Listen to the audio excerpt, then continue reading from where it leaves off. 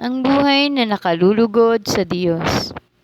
Kaya nga mga kapatid, isa pang bagay ang pinapakiusap namin at pinapayo sa inyo sa pangalan ng Panginoong Hesus, sana'y lalo pa ninyong pagbutihin ang inyong pamumuhay ngayon, sang-ayon sa inyong natutunan sa amin, upang kayo'y maging kalugod-lugod sa Diyos.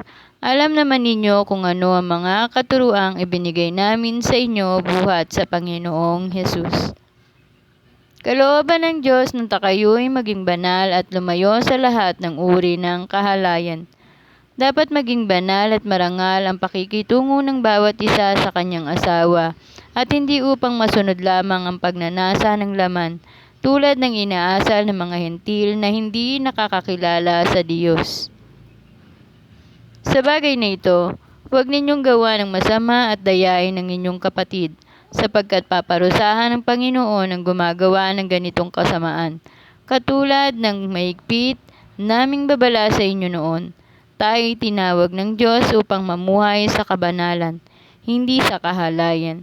Kaya ang sino mang humamak sa aral na ito ay humahamak hindi sa tao kundi sa Diyos na siyang nagkaloob sa atin ng kanyang Espiritu Santo.